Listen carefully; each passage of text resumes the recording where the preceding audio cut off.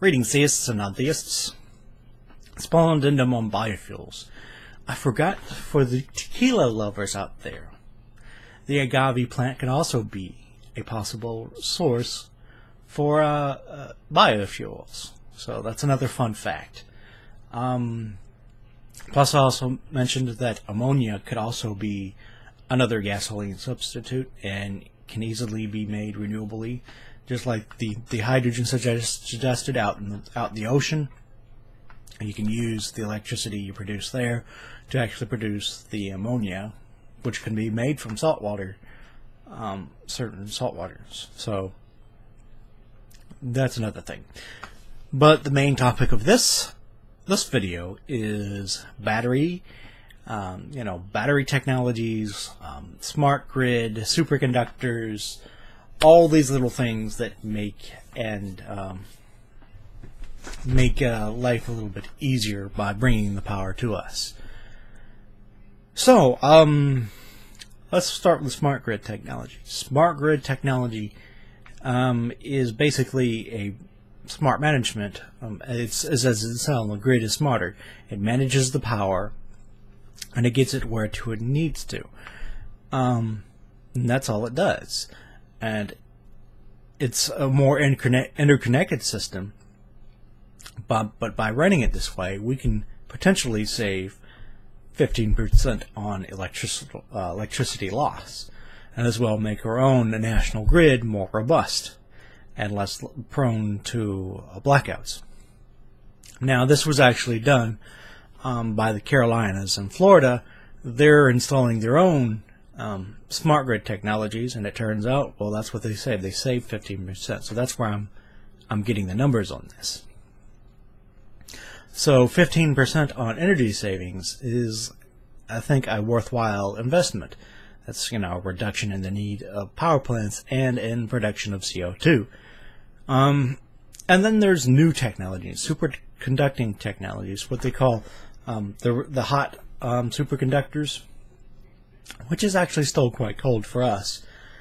But they're trying to get them to room temperatures. But there's several technologies that we can now implement. And power line transmission normally loses about anywhere to 30 to 40% in power loss. So if we can start replacing these lines with these new superconductor technologies, which we can implement today in our power lines, not only we can actually eliminate that loss totally, we can also transmit more power across that line, which is also an possible advantage of the superconductors we can use here.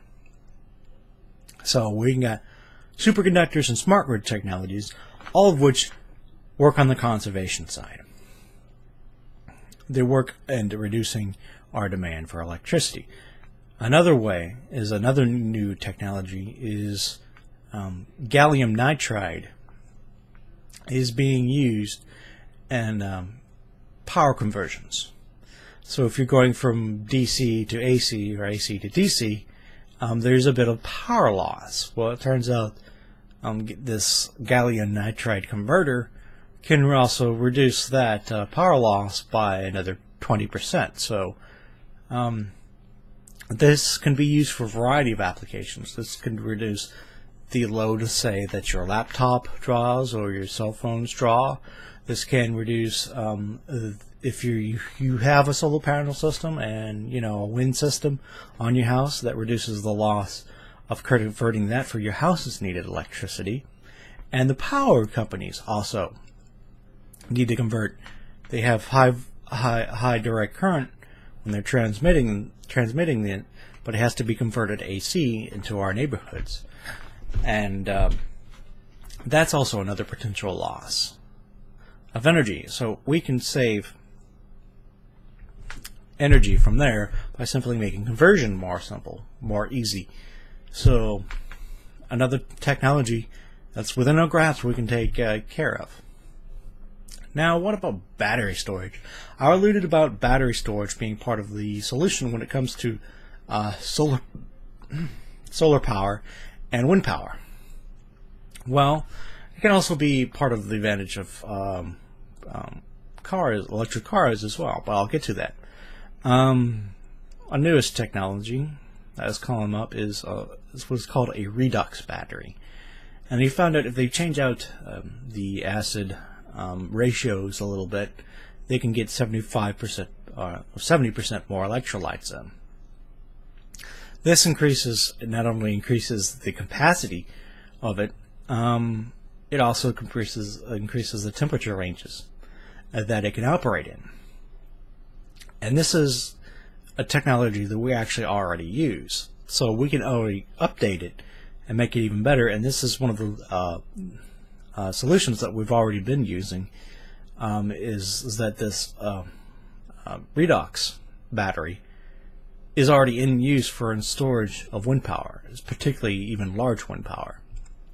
So this is another way. So when we're getting peak transmission, we can take some of the peak off and charge the batteries for that. So when we have an off hour for it, we can still have power, stable energy power to the grid.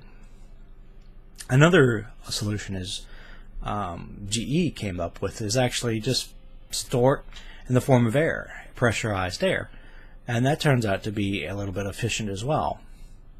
So we can actually store the power in the form of air tanks. Convenient. And cars actually, there are some technologies where cars actually run off of air. They don't. They're another hybrid technology. So that is another possible solution. And then we know the good old lithium batteries.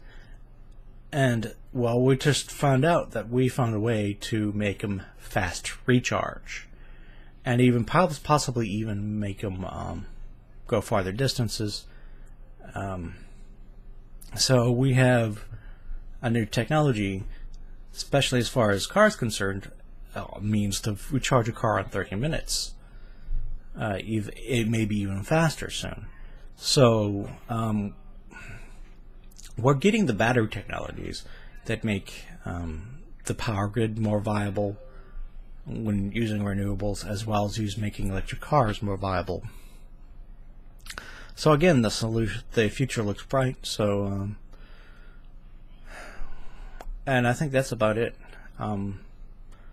So check the links below. I think you'll find them interesting, and that's it.